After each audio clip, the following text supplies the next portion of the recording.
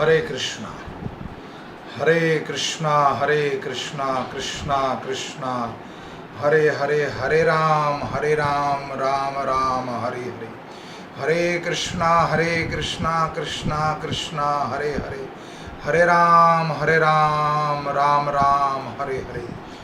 जगत गुरु श्रील प्रभुपाद की जय। गुरु महाराज गुरु परंपरा की जय। छठ गोस्वामी वृंद की जय। जगन्नाथपुरी धाम यात्रा लीला की जय। लीला पुरुषोत्तम जगन्नाथ बलदेव सुभद्रा महारानी की जय। जगन्नाथपुरी धाम की जय। निताई गौर सुंदर कृष्ण बलराम भगवान की जय। हरे कृष्णा। आध्यात्मिक यात्रा को आज 107 दिन हो चुके हैं। 9 जुलाई 2020 प्रातःकालीन भागवत कक्षा में आप सब लोगों का स्वागत है। जगन्नाथपुरी मानसी धाम यात्रा को आज 31 दिन हो चुके हैं। तो प्रातःकालीन सभी लोगों का स्वागत है और आपके चरणों में मेरा प्रणाम। ओम नमो भगवते वासुदेवाय। ओम नमो भगवते वासुदेवाय। ओम नमो भगवते वासुदेवाय। नारायणं नमस्कृत्यं नरं चैव नरोत्तमं देवीं सरस्वती व्यासं ततो जयमुदीरयं। नष्टप्रायं सुभद्रेषु नित्यं भागवतं सेवया। भगवते उत्तम श्लोके भक्तिर्भवति नैष्ठिकी। कृष्णाय वासुदेवाय देवकी नंदनंदनाय च नंदगोपकुमाराय गोविंदाय नमो नमो। हरे कृष्णा।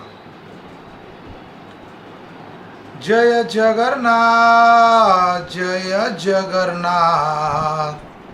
जय बलदेव जय सुभद्रा। जय जगन्नाथ जय जगन्नाथ। जय बलदेव जय सुभद्रा। जगन्नाथ स्वामी नयन पथगामी। जगन्नाथ स्वामी नयन पथगामी भव तुम्हें। जगन्नाथ स्वामी नयन पथगामी। जय जगन्नाथ जय जगन्नाथ। जय बलदेव जय सुभद्रा। जय जगन्नाथ जय जगन्नाथ। जय जगन्नाथ जय जगन्नाथ। जगन्नाथ स्वामी नयन पथगामी भव तुम्हें। जगन्नाथ स्वामी नयन पथगामी। पुरुषोत्तम क्षेत्र जगन्नाथपुरी धाम की जय। नीलांचल निवासाय नित्याय परमात्मना बलभद्र सुभद्राय जगन्नाथाय ते नमो नमो। ओम अज्ञानं तिमिरं ध्यानस्य ज्ञानजनशलाकया चक्षुरूपं येन तस्मै श्री गुरुवे नमः। वंशकल्पतरुभक्ष कृपा सिंधु एव च पतितानां पावनेभ्यो वैष्णवेभ्यो नमो नमो। अनंत कोटि वैष्णव विंद की जय। हरे कृष्णा। कल जब किसी ने प्रश्न पूछा था कि क्या करें और ना करें, धर्म क्या करें, कर्म क्या करें, और देवताओं की पूजा करें कि ना करें, भगवान शिव की आराधना करें कि ना करें, साथ में एक प्रश्न था कि अपने इष्ट देव किसको माने, भगवान किसको माने, इष्ट किसको माने। तो प्रमाण है और साथ में ये भी था कि भगवान अवतार क्यों लेते हैं। भगवान सर्वव्यापी है, बलवान है। भगवान की मर्जी के बिना कुछ पत्ता तक नहीं हिलता। बात बिल्कुल सही है। तो भगवान को इस धराधाम पर मृत्यु लोक में आने की आवश्यकता क्यों है? उत्तर भी ठीक था उनका, प्रश्न ठीक, तो उत्तर भी आपको हम पूरा प्रयास करेंगे देने का। भगवान स्वयं कहते हैं, जो आपका प्रश्न है वही भगवान कहते हैं भागवत गीता के चौथे अध्याय में भगवान कहते हैं, यदा यदा हि धर्मस्य ग्लानिर्भवति भारत अभ्युत्थान धर्मस्य तदा आत्मना सुजाम्यहम। हे भरतवंशी, जब भी और जहाँ भी धर्म का पतन होता है और अधर्म की प्रधानता होने लगती है, तब तब मैं अवतार लेता हूँ। पहला प्रमाण। दूसरा, परित्राणाय साधूना विनाशाय सदृष्टकृतां धर्म संस्थापनार्थार्यमा संभवामि युगे युगे। भक्तों का उद्धार करने, दुष्टों का विनाश करने तथा धर्म का फिर से स्थापना करने के लिए मैं हर युग में प्रकट होता हूँ। और तीसरा, ये बहुत महत्वपूर्ण है, जन्म कर्म च दिव्य च यो वेति तत्वम तव्यक्ता देह पुनः जन्म नेति माम वेति स अर्जुन। हे अर्जुन, जो मेरे आविर्भाव तथा कर्मों की दिव्य प्रकृति को जानता है, वह इस शरीर को छोड़ने पर इस भौतिक संसार में पुनः जन्म नहीं लेता, अपितु मेरे सनातन धाम को प्राप्त होता है, भगवान के शाश्वत धाम को प्राप्त हो जाता है। तो आपके प्रश्न का उत्तर ये है कि जो परम पुरुष है, जो महात्मा है, वो इस गुण को, इस लीला को जानता है कि भगवान प्रकट क्यों होते हैं। तो भगवान उत्तर यहाँ भी ये भी देते हैं, जैसे यदा यदा ही धर्मस्य, कि जब धर्म की हानि होती है तब मैं प्रकट होता हूँ। तब कहते हैं मैं दुष्टों का संहार, किसका संहार किया? हिरण्यकश्यप का किया, रावण का किया, कंस का किया। तो क्यों जी आप, प्रश्न ये है कि क्यों अवतार लेते हैं? तो उत्तर ये है कि आप ये भी क्या कर सकते हो, अपने ही धाम में रहकर, जब सर्वव्यापी हो, सबके हृदय में वास करते हो, तो किसी को भी हार्ट की बीमारी लग जाए, हार्ट अटैक हो जाए, उसकी मृत्यु करा सकते हो वहीं बैठकर। तो क्यों अवतार लिया आपने? क्यों मृत्यु लोक में, नश्वर लोक में आप क्यों आए? जो मल मूत्र से भरा हुआ नश्वर शरीर है यहाँ पर सभी जीवों का, ये मृत्यु लोक में क्यों आप आए? क्यों प्रकट हुए? आपको आने की आवश्यकता नहीं है, वहीं बैठे बैठे उनको मार सकते थे, उनकी सांस रोक लेते, उनकी सांस रोक लेते। चेतन तो आप ही हो ना, हम तो जड़ हैं। तो वहीं बैठे बैठे मार सकते थे, प्राण ले सकते थे, यम को भेजने की भेज सकते थे। तो आप स्वयं क्यों आए? रावण को मारा, कंस को मारा, हिरण्यकश्यप को, कई असुरों का वध किया, तो आपको आने की आवश्यकता क्या है? उत्तर है, जब किसी कंपनी में आप जॉब करते हो या कोई ऐसा शौर्यमान काम कर देते हो, तो आपकी इच्छा होती है, जब किसी कंपनी में जॉब करते हो और जॉब करते करते आप उस स्थिति पर पहुंच गए, तो कंपनी का जो मालिक है वो आपको इनाम देना चाहता है। तो आप किसी एम्प्लॉय के हाथों से इनाम नहीं लेना चाहते। कंपनी में आपके साथ जो और वर्कर लगे हुए हैं, आप उनके साथ, उनके हाथ से वो गिफ्ट, वो इनाम, वो प्रेजेंट जो है, एक पुरस्कार है, उससे नहीं हासिल करना चाहते हो। आप चाहते हो कि स्वयं कंपनी का मालिक आए, एक बहुत बड़ा स्टेज सजाए, उस स्टेज पर ट्रॉफी मेरे को दे, पुरस्कार दे। आप चाहते हो वे व्यक्ति, मालिक खुद आए, है ना? यही इच्छा होती है ना? तो स्वयं भगवान भी वहाँ बैठे बैठे भी मार सकते हैं, लेकिन भगवान भक्त के प्रति, जो भक्त है वो इतने समय से साधना करता है, भक्ति करता, परिश्रम करता, तपस्या करता है।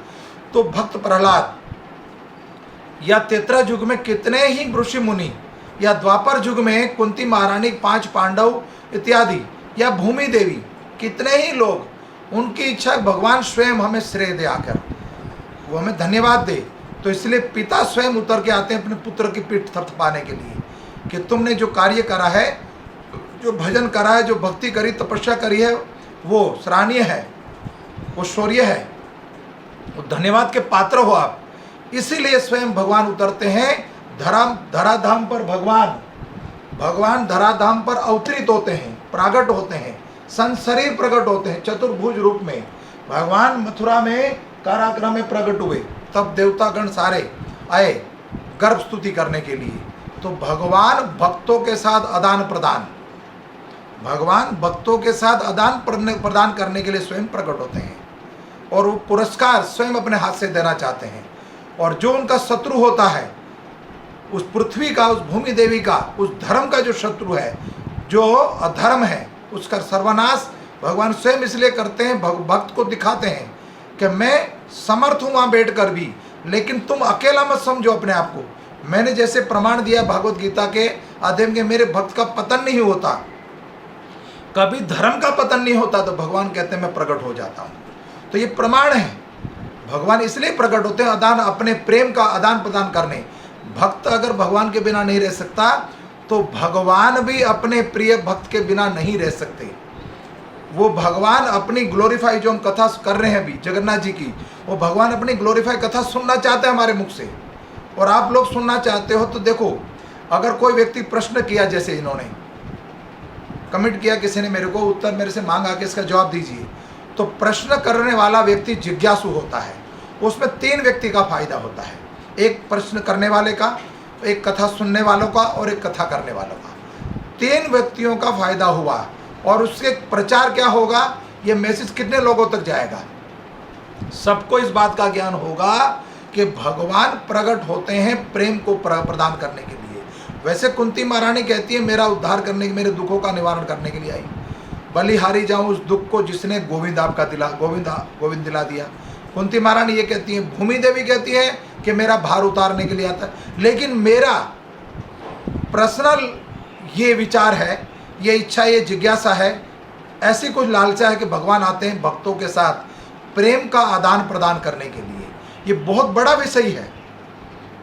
अगर ऐसा नहीं होता तो भगवान गोपियों के साथ विहार क्यों करते, भगवान गोपियों के साथ रासलीला क्यों करते। द्वारिका में 16,108 पत्नियां थी, 16,108 थी, उनके साथ विहार क्यों नहीं हुआ।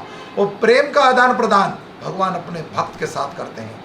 संसार में आप देख लेना, जितने मंदिर भगवान श्री कृष्ण के हैं वो भक्तों के साथ हैं। राधा रानी भगवान की परम भक्ता है। गौरांग महाप्रभु के साथ नित्यानंद महाप्रभु, वो साक्षात भगवान के भक्त हैं। भगवान राम के भक्त लक्ष्मण और माता सीता, ये साक्षात भक्त हैं। भक्ति प्रदान करने के लिए 3 गुरु हैं। आध्यात्मिक गुरु कौन है? 3, बलराम जी है, नित्यानंद महाप्रभु है, राधा रानी है, और लक्ष्मण जी है। ये साक्षात और पंच तत्व के रूप में गौरांग महाप्रभु के साथ जो पंच तत्व में अद्वैत आचार्य है, अद्वैत आचार्य हैं, गदाधर पंडित है, श्रीवास ठाकुर है, और नित्यानंद महाप्रभु, ये साक्षात भक्ति प्रदान कराने वाले हैं। और भगवान स्वयं तीनों युग में, जैसे सतयुग, त्रेता और द्वापर, उस युग में वध करने के लिए आते हैं दुष्टों का, लेकिन भगवान को संतुष्टि नहीं हुई। तो भगवान ने क्या करा, भगवान साक्षात प्रकट हुए कलयुग में भक्ता अवतार के रूप में। भक्ति का प्रेम प्रकट करने के लिए चैतन्य महाप्रभु, गौरांग महाप्रभु प्रकट हुए। और हमको दुर्लभ है ये, मनुष्य वो पा नहीं सकता महामंत्र को। ये दुर्लभ धन, गोलोक कैरो प्रेम धन रतन, प्रेम रत्न धन है ये, जो महाप्रभु ने साक्षात हमें दिया है। तो स्वयं भक्त बन गए। भगवान को कैसे प्राप्त कर सकते हो? प्रेमावतार, भक्ता अवतार भगवान प्रकट हुए साक्षात हमें प्रेम प्रगाढ़ करने के लिए। भक्तों के साथ, दुष्ट के साथ, असुरों के साथ, पशुओं के साथ। जब लीला, महाप्रभु की लीला आप देखिए चैतन्य महाचरितमृत में, और महाप्रभु जगन्नाथपुरी की हम कथा कर रहे हैं इतने समय से, तो महाप्रभु जगन्नाथपुरी में जितना वास किया उतना वास वृंदावन में नहीं हुआ। जितना वास महाप्रभु, चैतन्य महाप्रभु मायापुर से, बंगाल से आए, और जितने लीला उन्होंने जगन्नाथपुरी में करी, जितने समय तक जगन्नाथपुरी में रहे, वो कृष्ण के साथ, राधा और कृष्ण का प्रेम आदान प्रदान करने के लिए गरुड़ स्तंभ के पास खड़े होकर, पहले हम कथा कर चुके हैं, महाप्रभु इतना विरह में आप सुन चुके हो कि वो पत्थर भी पिघल गया जिस पत्थर पर महाप्रभु खड़े थे, वो प्रेम प्रगाढ़।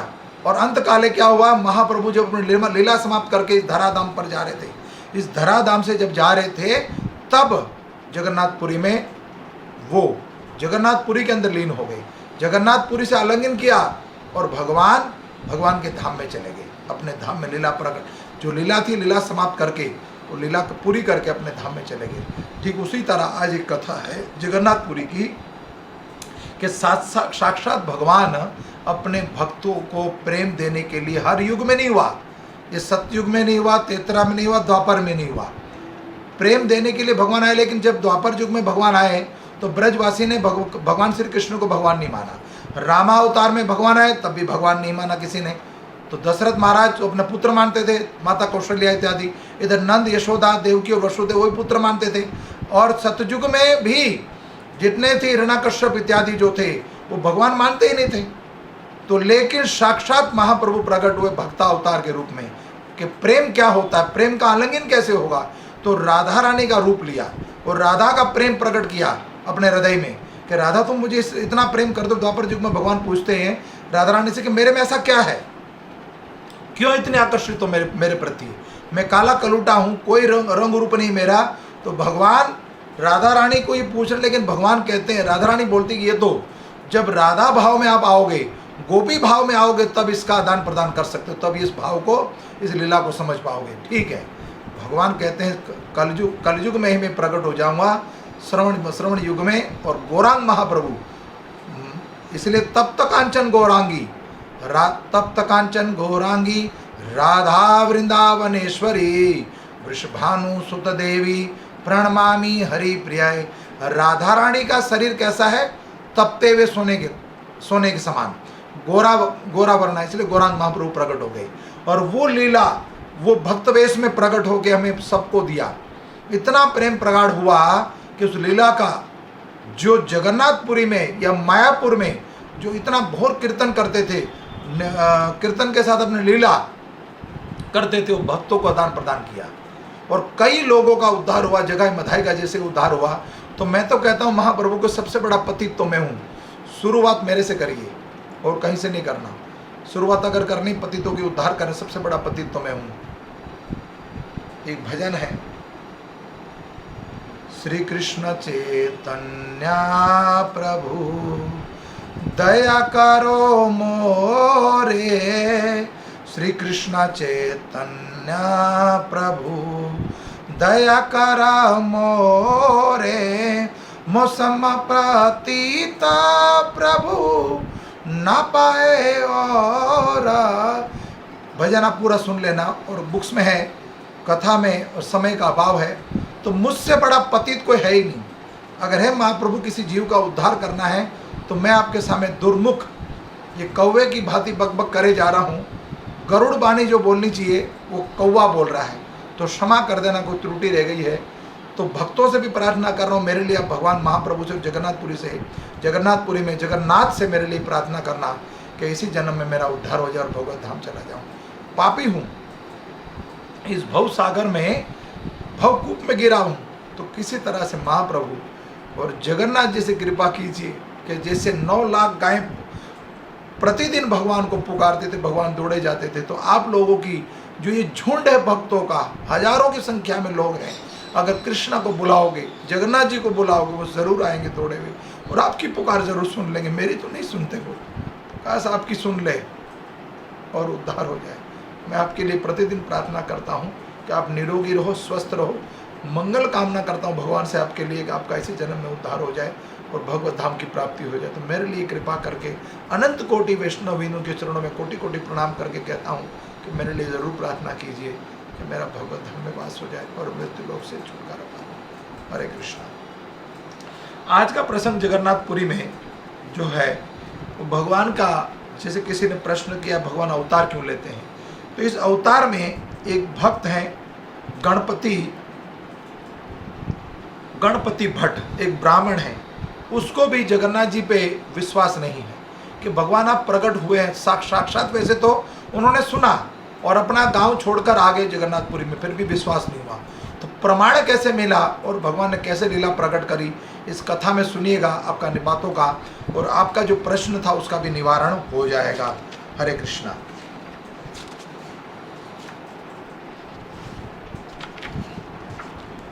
सुंदर अवसर है। कल हमने सुना था कि भगवान स्नान बेदी से भगवान हाथी वेश धारण करते हैं और सभी लोग भगवान के नजदीक जाकर आलिंगन कर सकते हैं। हाथी वेश माने भगवान की सूंड हो, गणेश जी की तरह। हाथी वेश तो तभी प्रकट होगा ना, गणेश जी की तरह प्रकट हो। अब ये कथा का शीर्षक है हाथी वेश और गणपति भट्ट। एक बार एक भक्त जिसका नाम है गणपति भट्ट नामक ब्राह्मण था। वह कर्नाटक के राज्य के कनियारी नामक एक छोटे गांव में निवास करता था। वह भगवान श्री हरि का परम भक्त था। गणपति परोपकारी तथा अन्य प्राणियों के प्रति दयालु था। वह लालच से दूर था और वह काम, क्रोध, लोभ और मोह की आदि वासनाओं से भी अनिभिज्ञ था। वह धर्म ग्रंथों का ज्ञाता था। उसकी समस्त इंद्रियां उनके वश में थी। वह केवल इंद्रिया वश में होने का अर्थ है गोस्वामी। इंद्रियों का जो स्वामी होता है उसको बोलते हैं गोस्वामी। तो इंद्रियां उनके वश में थी। वह केवल भगवान विष्णु का उपासक था।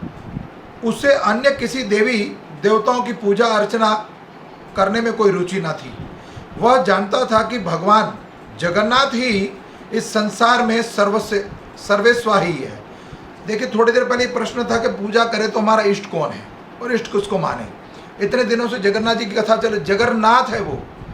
जब देवता गण भी कहते हैं, भगवान जगन्नाथ महाप्रसाद में वर्णन आया कि कुत्ते के मुख से भी गिरा हुआ महाप्रसाद अगर इंद्र को नसीब हो जाए वो, तो इंद्र अपने आप को भाग्यशाली मानेगा। जब देवता गण जगन्नाथ जी को भगवान मानते हैं, वो अपना इष्ट मानते हैं जगन्नाथ जी को, तो हमें मानने में क्या शंका है और क्यों, क्या त्रुटि है, क्यों ऐसी कोई शंका है हमारे अंदर कि भगवान जगन्नाथ जी को भगवान नहीं माना, भगवान श्री कृष्ण को अपना इष्ट नहीं मानना। तो इसमें किसी तरह को भ्रमित होने की आवश्यकता नहीं है। तो यहाँ पर भगवान जगन्नाथ ही इस संसार में सर्वेस्वा है, वही सर्वेसर्वा है। वह इस ब्रह्मांड के संचालक हैं। जो भी इनके चरण कमलों में चरण पाता है वह समस्त संसारिक बंधनों से मुक्त हो जाता है। परम ब्रह्म परमेश्वर ही प्रमाण बता दिया गया। तो समस्त संसारिक भव बंधनों से मुक्त हो जाता है अगर भगवान की चरणागति किसी ने अपने आप को समर्पण कर दिया तो। परम ब्रह्म परमेश्वर की कृपा के बिना किसी भी को भी मोक्ष, किसी को भी मोक्ष की प्राप्ति नहीं हो सकती। गणपति भट्ट सदैव सोचते थे कि यदि उसे अपने नेत्रों से परम ब्रह्म परमेश्वर के अति उत्तम स्वरूप का साक्षात दर्शन हो गए तो मेरा जीवन सफल हो जाएगा। गणपति भट्ट जो थे ब्राह्मण, वो कहता है अगर इस जीवन में वर्तमान काल में जो मृत्यु लोक में हूँ मैं, इस मनुष्य शरीर प्राप्त हुआ है, दुर्लभ शरीर है, इसी शरीर के द्वारा जब कथा में शास्त्र चक्षु बता रहा है कि जगन्नाथ जी साक्षात नीलाद्रि पर्वत पर विराजमान है, वो साक्षात जगन्नाथ हैं और भगवान विराजमान हैं। हरे कृष्णा।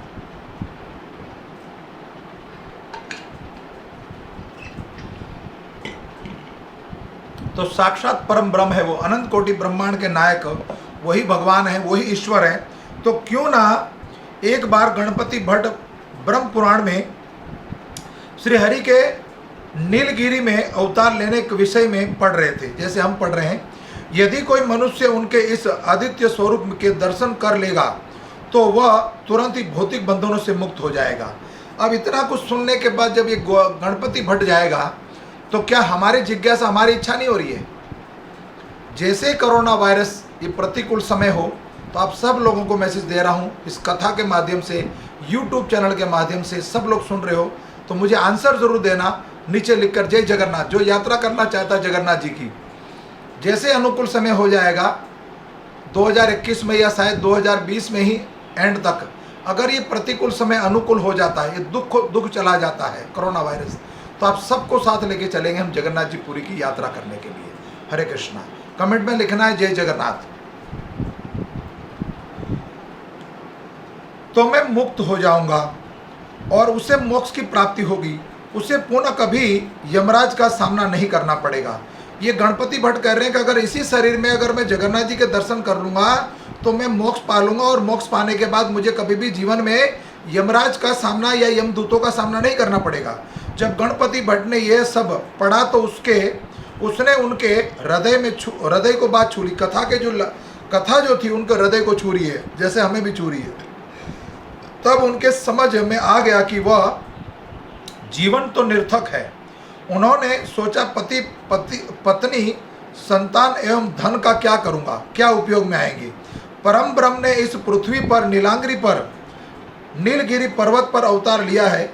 इस सत्य से अपरिचित होकर मैं अपना जीवन निर्थक नष्ट कर रहा हूँ। हालांकि पता है कि भगवान नीलगिरी पर्वत पर विराजमान हो चुके हैं, अवतरित हो चुके हैं, फिर मैं अपना जीवन परिवार को पालन पोषण में, बिजनेस करने में या नौकरी करने में किसी का दास बनाऊं, क्यों अपना जीवन व्यस्त करूं। मैं कितना मूर्ख हूं जो ये जानकर भी श्री हरि ने नीलगिरी में अवतार लिया है, मैं यहीं पर रह रहा हूं। ये मुझे लग रहा कथा मेरे लिए बोली जा रही है। ये गणपति भट्ट शायद मेरे लिए बोल रहे हैं, जैमिनी ऋषि शायद मेरे लिए बोल रहे हैं। जब तक मेरे शरीर में शक्ति है तभी तक मेरी पत्नी और मेरी संतान एवं मेरे सगे संबंधी संसारिक संबंध है। जब मैं इस शरीर को त्याग दूंगा तो कोई भी मेरे साथ नहीं जाएगा। जब मैं वृद्ध हो जाऊंगा तो मेरी पत्नी और मेरे बच्चे मुझे अपने ऊपर भार समझेंगे, और इस भौतिक संसार में कोई भी किसी का सगा नहीं है। वास्तव में बिल्कुल सही बताया। गणपति भट्ट बोल रहे हैं पंडित ब्राह्मण कि शरीर का संबंध तब तक है जब शरीर में चेतना है, और जब तक मैं युवा हूँ। जैसे वृद्ध हो जाऊंगा परिवार वाले समझेंगे ये तो बोझ बन गया है, और शरीर छूटने के बाद पत्नी का संबंध घर की दहलीज तक, पुत्र का संबंध मरघट तक, और समाज का संबंध, सगे संबंधी का संबंध मात्र शोक सभा तक, उठाले तक। उसके बाद संबंध खत्म, एक पिक्चर टांग दी जाएगी और कोई कुछ नहीं लेना देना नहीं। तो क्यों ना अपने जीवन को सार्थक कर ले। बहुत सुंदर पाठ, सुंदर कथा। गणपति भट्ट ने सोचा कि अच्छा हो कि मैं किसी तरह से मैं नीलगिरी में जाकर भगवान के दर्शन करूं, जिससे मुझे मोक्ष मिल सके। और ये सोचकर उसने अपना घर त्याग दिया और एवं पुरी की यात्रा प्रारंभ कर दी। जय हो जगन्नाथपुरी धाम यात्रा की। मानसी यात्रा चली रही है, और वह यात्रा मार्ग में भिक्षाटन के द्वारा अपनी श्रद्धा को शांत करता था। अब गणपति भट्ट कर्नाटक से चले कन्यारी से। अब कन्यारी से लेकर जगन्नाथपुरी आना था उड़ीसा में, तो रास्ते में मधुकरी करते हुए आए, भिक्षा मांगते हुए अपनी सुधा को शांत करने के लिए, भरण पोषण करने के लिए, भोजन करने के लिए प्रतिदिन भिक्षा मांगते हुए और जगन्नाथपुरी में पहुँचे। रास्ते में सूखे पत्ते खाए, कभी जल खाए, कभी भूखे रह गए, कभी उपवास हो गया, लेकिन पहुँच गए जगन्नाथपुरी और श्रद्धा को शांत किया। और भीख में रूप में जो प्राप्त हो जाता उसी में संतुष्टि थे। कभी कभी उसे भोजन नहीं मिलता तो उसे उपवास रखना पड़ता था, और ऐसी दशा में वह सूखी पत्तियां खाकर अपने जल पीकर पेट की सुधा शांत करते थे। अंत में गणपति भट्ट अंत में 18 नाला पहुंच गए। 18 नाला पुरी के प्रवेश मार्ग से लगा हुआ है, और ऐसा विश्वास किया जाता है कि जो भी प्राणी इस स्थान से गुजरकर पुरी धाम में प्रवेश करता है तो उसे यमराज द्वारा दिए गए दंड का सामना नहीं करना पड़ता।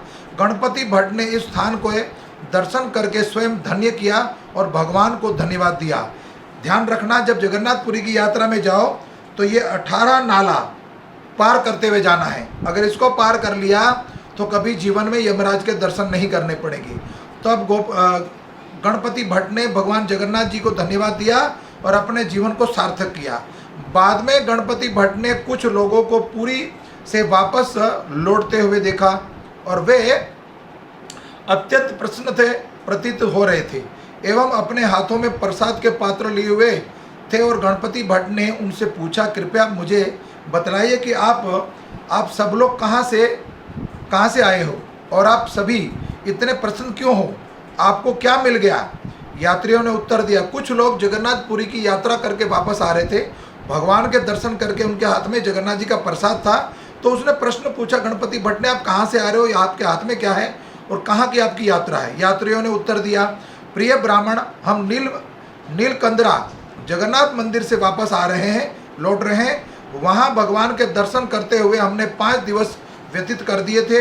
अब हम सभी अधिक प्रसन्नता एवं संतुष्टि के साथ अपने अपने घरों को प्रस्थान कर रहे हैं। भगवान जगन्नाथ के दर्शन साधारण हैं। भगवान के दर्शन प्राप्त करने के प्रसाद प्राप्त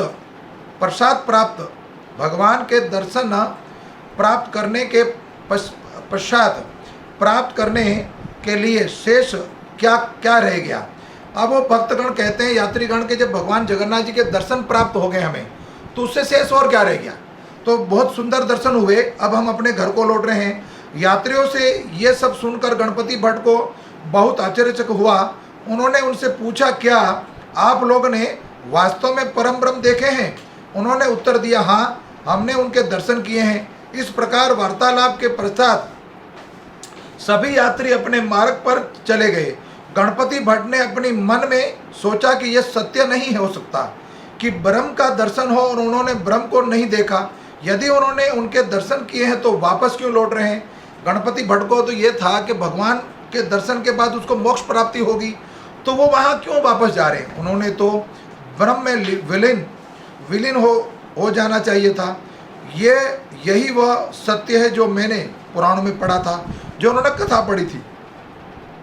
जो भी नीलगिरी धाम में श्री हरि के दर्शन करता है उसे तत्काल मोक्ष की प्राप्ति हो जाती है। तो फिर ब्रह्म के दर्शन पाने के पश्चात भी ये लोग अपने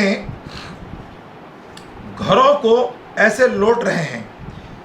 उसने पुरी से लौटने वाले बहुत से लोगों से यही प्रश्न किया। सभी ब्रह्म दर्शन करके अपने अपने घरों को लौट रहे थे।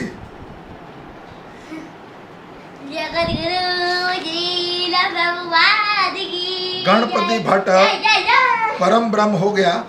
गणपति भट्ट भ्रमित हो गया और उसने पुराण को खोला और बार बार पढ़ रहा था। उसने देखा कि पुराण में स्पष्ट अंकित था कि ब्रह्मपुरी में निवास करते हैं। यदि कोई उनके दर्शन कर लेता है तो उसे तत्काल मोक्ष मिल जाता है। गणपति भट्ट अत्यंत भ्रमित हो गया और उसने सोचा कि सब मुझे क्या करना चाहिए। अब मुझे नहीं मालूम मैं क्या करूं। मुझे ज्ञात नहीं है कि क्या उचित है और क्या अनुचित है। अच्छा यही होगा कि मैं अपने प्राणों को त्याग दूं।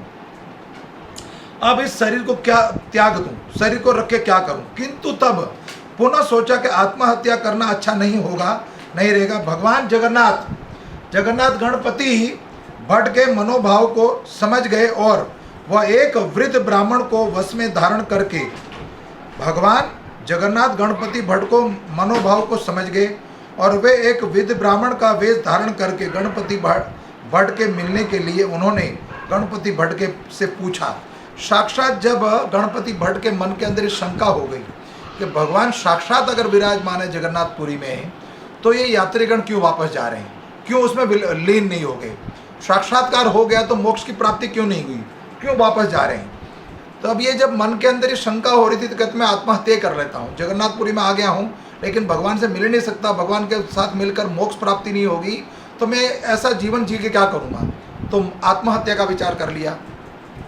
जब उसने आत्महत्या करने का विचार किया तो भगवान जगन्नाथ को इस बात के ज्ञात हो गए कि ये तो आत्महत्या करने जा रहा है। तो साक्षात भगवान जगन्नाथ जी जो है ब्राह्मण का रूप धारण करके, वृद्ध ब्राह्मण का रूप धारण करके उनके समक्ष पहुंच गए गणपति भट्ट के पास। आप कहाँ से आए हो।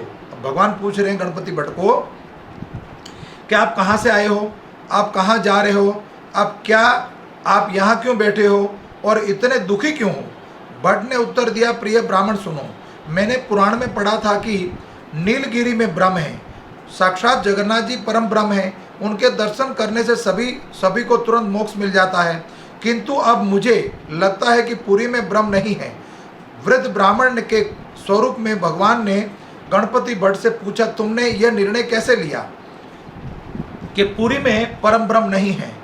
गणपति भट्ट ने उत्तर दिया, जैसा कि मैं जानता हूं कि यदि कोई मनुष्य परम ब्रह्म के दर्शन कर लेता है तो वह उनके शरीर में विलीन हो जाता है और इस प्रकार उसे मोक्ष मिल जाता है। किंतु अब मैंने देखा कि बहुत से लोग श्री हरि के दर्शन करने के पश्चात भी पुरी से वापस लौट रहे हैं, और उससे मैंने निष्कर्ष ये निकाला कि पुरी में ब्रह्म नहीं है।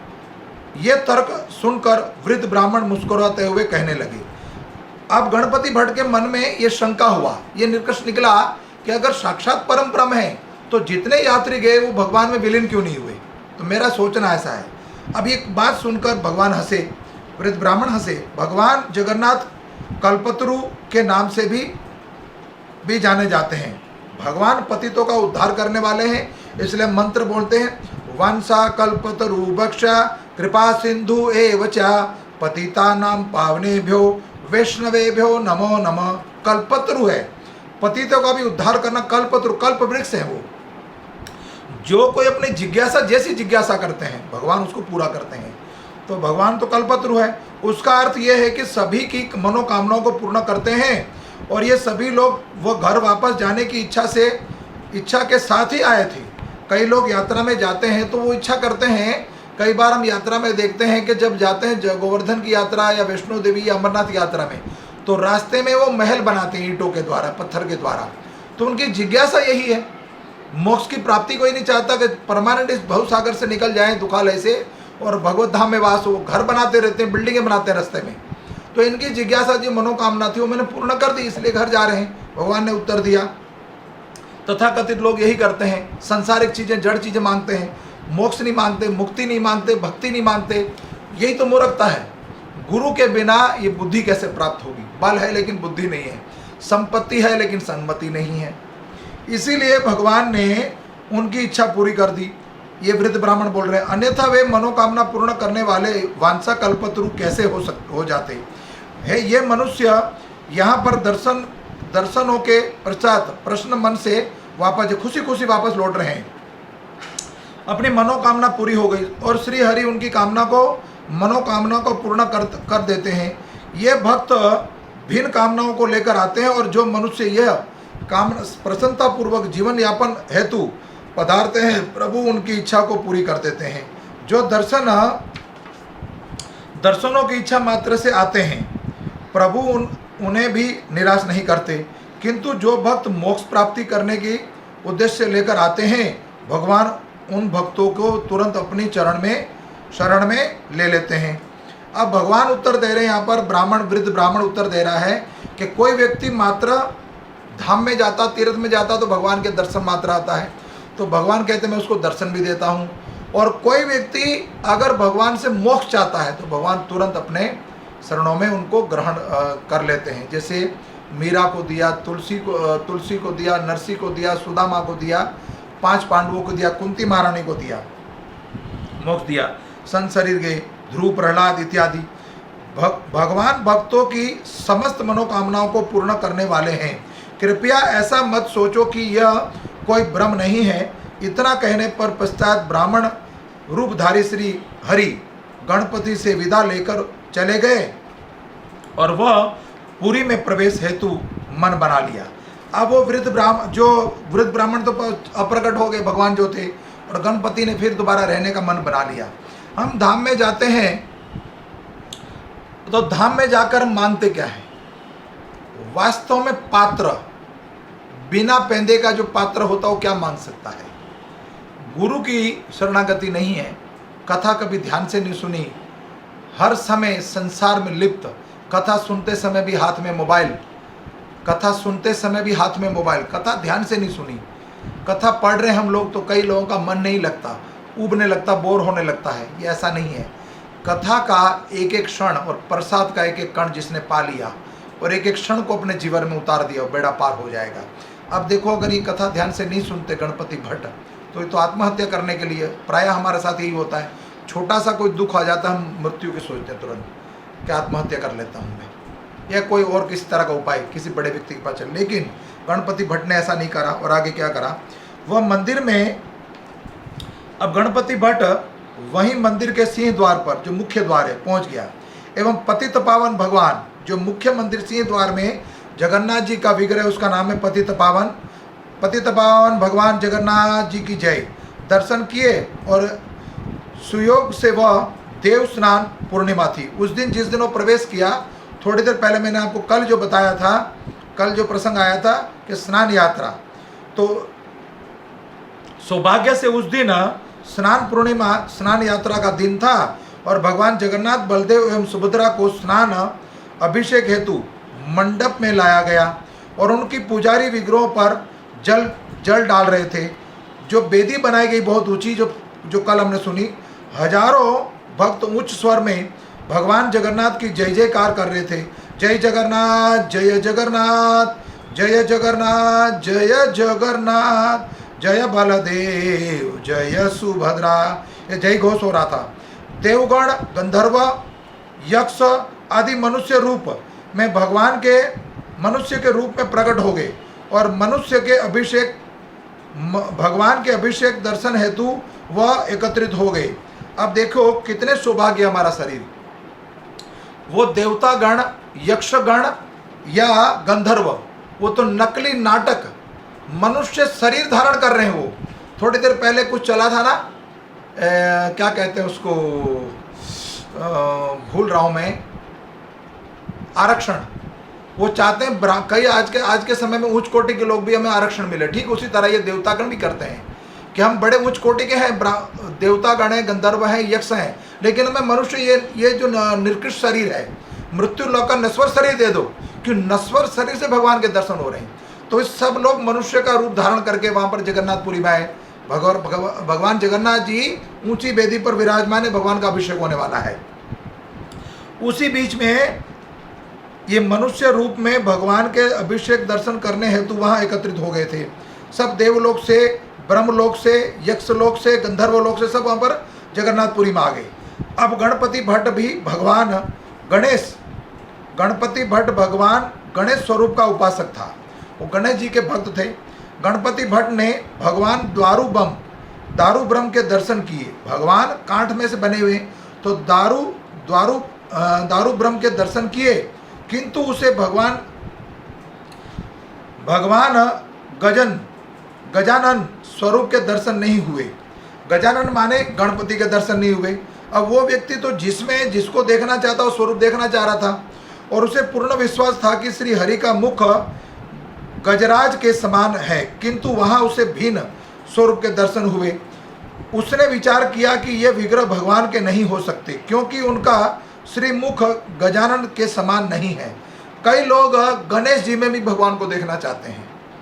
बॉम्बे में गणेश पूजा के दिन गणेश चतुर्थी, गणेश यात्रा होती है, गणेश विसर्जन, तो कई लोग भगवान गणेश में भी भगवान को जानना चाहते हैं। गणेश जी जो है वो भी वही भगवान है। अब ये वास्तव में सत्य है, सत्य घटना यहाँ पर बताई जाएगी कि भगवान गणेश जी में भी कैसे प्रवेश करें।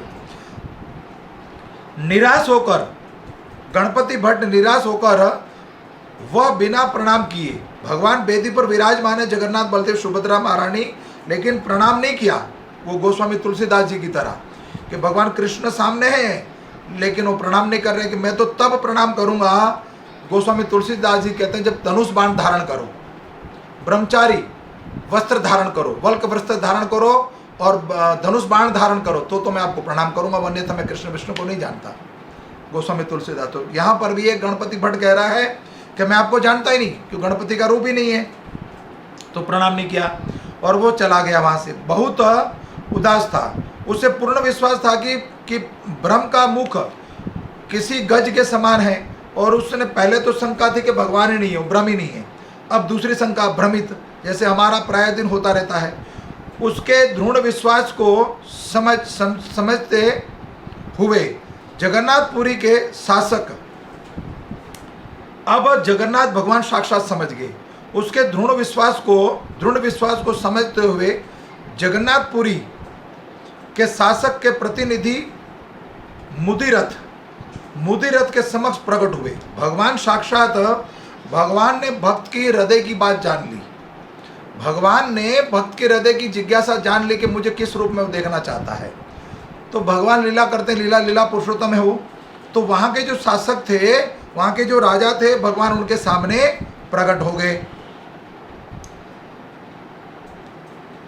मुदी रथ के सामने भगवान प्रकट हो गए और उससे बोले, मेरा भक्त बहुत दूर से मेरे दर्शन के लिए कर्नाटक से आया है, हेतु यहाँ आया था, किंतु मेरा गजानन गज जैसा मुख स्वरूप ना पाकर वह उदास होकर वापस लौट रहा है। आप तुरंत जाकर उसे वापस लाओ और कहना कि वह वापस आ जाए और मेरे गजानन स्वरूप के दर्शन करें। देखो भगवान कितने बड़े दयालु हैं। इस कथा में, शास्त्र में कितनी बार पढ़ चुके हैं हम। जगमोहन मंदिर में एक भक्त को पहले पूरा जगमोहन भवन दे दिया, फिर एक बार एक कन्या को जो गीत गोविंद के खातिर उनको पूरा जगन्नाथपुरी में वास मिल गया। ऐसी कितनी कथा है। फिर वो मालिन जो थी, जो प्रतिदिन बगीचे में फूल बीनती थी, उनको पूजा का स्थान दे दिया, प्रतिदिन वो भगवान के लिए पुष्प लाती है। तो साक्षात भगवान भक्त के लिए बूढ़े ब्राह्मण बन के गए गणपति भट्ट के लिए। अब फिर दोबारा भगवान वो राजा के पास गए, वहाँ के जो शासक थे, वहाँ के जो जगन्नाथपुरी के जो क्या कहते हैं अधिकारी जो थे, जो मंदिर जिसके अधीन होता था, वहाँ पर जाके समझा रहे, उस भक्त को बुला कर लाओ, मेरे गणपति रूप का दर्शन करें, गजानन रूप का दर्शन करें। अब तुरंत ही मुदिरथ, जो राजा था मुदिरथ, तुरंत उठा और गणपति भट्ट को वापस जगन्नाथपुरी लाने के लिए दौड़ पड़ा और उसने गणपति भट्ट को समझाया, भगवान दारू ब्रह्म चतुर्वर्ग है, वे मनुष्य की चारों प्रकार की मनोकामनाओं को पूर्ण करने वाले हैं, वे सक्षम हैं, वे सर्वव्यापी है। कृपया भगवान के दर्शन प्राप्त करें और आपकी समस्त मनोकामना पूर्ण कर देंगे, हो जाएगी। आप इतनी मूर्ख क्यों हो, आप इतने मूर्ख क्यों, थोड़े कटु वचन बोल रहे हैं राजा मुदिरथ। और जो बिना दर्शन पाए ही आप बिना दर्शन पाए ही ब्रह्म द्वार से वापस लौट रहे हो। भट्ट ने अत्यंत क्रोधित होकर, ब्राह्मण क्रोधित हो गया, गणपति भट्ट क्रोधित होकर उत्तर दिया, ब्रह्म कहाँ है, तुम मुझे क्यों ठग रहे हो, मुझे गजानन स्वरूप क्यों नहीं दिखाई दे रहे हैं, गज जैसे मुख के बिना वे ब्रह्म कैसे हो सकते हैं। यदि मुझे उनके श्री मुख पर कोई सूंड दिखाई नहीं देती तो उन्हें ब्रह्म कैसे मान लूं, कैसे ब्रह्म हो सकते हैं। तुम जो भी चाहते हो उससे मुझे कोई मतलब नहीं है। ये वाद विवाद चल रहा है, तुम मुझे वापस ले जाने का प्रयास मत करो।